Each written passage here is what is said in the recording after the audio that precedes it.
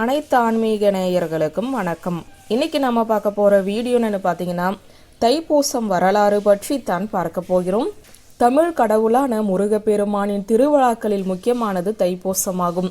இது தை மாதத்தில் பூச நட்சத்திரத்தன்று பௌர்ணமி தினத்தன்றோ அல்லது அந்த தினத்தை ஒட்டியோ தைப்பூசம் கொண்டாடப்படுகிறது. இந்த நாளில் 6 படை வீடுகள் உள்ளிட்ட அனைத்து முருகன் கோவில்களிலுமே எல்லா சிவன் கோவில்களிலும் திருவிழாக்கள் நடைபெறுகின்றன. தேவர்களுக்கும் அசுரர்களுக்கும் இடையே ஏற்பட்ட போரில் தேவர்களால் அசுரர்களை அழிக்க முடியவில்லை.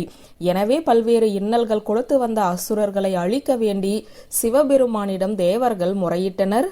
தங்களால் அசுரர்களை அழிக்க முடியவில்லை. எனவே தங்களுக்கு தலைமை தாங்கி செல்லக்கூடிய ஆற்றல் வாய்ந்த சக்தி மிக்க ஒரு தலைவனை உருவாக்க வேண்டும் என சிவபெருமானிடம் வேண்டினர்.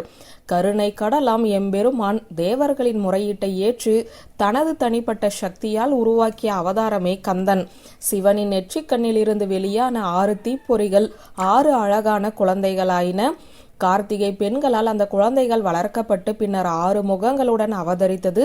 அப்படி அவதரித்தவரே கந்தன் எனப்படும் முருகனாவார். சிவபெருமானின் தேவியான அன்னை பார்வதி தேவி ஆண்டி கோலத்தில் பழனிமலையில் வீற்றிருக்கும் முருகப்பெருமானுக்கு ஞானவேல் வழங்கியது தைப்பூச நாளில்தான். அதன் காரணமாகவே பழனி மலையில் தைப்பூச திருவிழா மற்ற முருகன் கோவில்களை காட்டிலுமே வெகு சிறப்பாக கொண்டாடப்படுகிறது. அப்படி அளிக்கப்பட்ட வேலினை ஆயுதமாக கொண்டே முருகன் அசுர குலத்தை அழித்து தேவர்களை காப்பாற்றினார். தேவர்களுக்கு தொல்லை கொடுத்த அரக்கர்களை திருச்செந்தூர் எனப்படும் திருச்சீரலை வாயில் வதம் செய்து தேவர்கள் நிம்மதி அடைய செய்தவர் முருக கடவுள். எனவேதான் அசுரர்களை வதம் செய்ய முருகப்பெருமான் பயன்படுத்திய வேலினை வழிபட்டால் தீய சக்திகள் நம்மை தாக்காமல் இருப்பதுடன் அந்த சக்திகள் நமக்கு அடிபணிந்து நல்ல அருளை நல்கும் என்பது ஐதீகம். தைப்பூசத்தை முன்னிட்டு முருக பக்தர்கள் மார்கழி மாத ஆரம்பத்தில் துளசி மாலை அணிந்து விரதத்தை தொடங்குகிறார்கள்.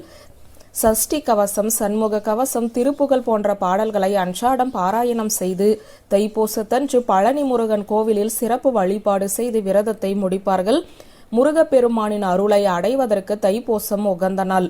முருகப்பெருமானின் அறுபடை வீடுகளிலுமே முருகன் அடியார்கள் பலர் பாத யாத்திரையாக சென்று தைப்பூசத்தன்று முருகனை தரிசித்து விரதத்தை நிறைவு செய்யும் வழக்கத்தையும் கொண்டுள்ளனர். தைப்பூசத்தன்று முருகனுக்கு காவடி நேர்த்தி கடன் செலுத்துவதையும் பக்தர்கள் வழக்கமாக கொண்டுள்ளனர்.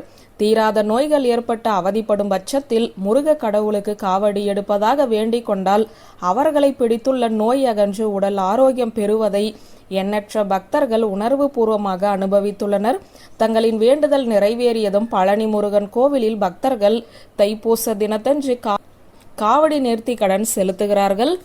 வியூவர்ஸ், இந்த வீடியோ உங்களுக்கு பிடித்திருந்தால் லைக், கமெண்ட், ஷேர் பண்ணுங்க. நன்றி.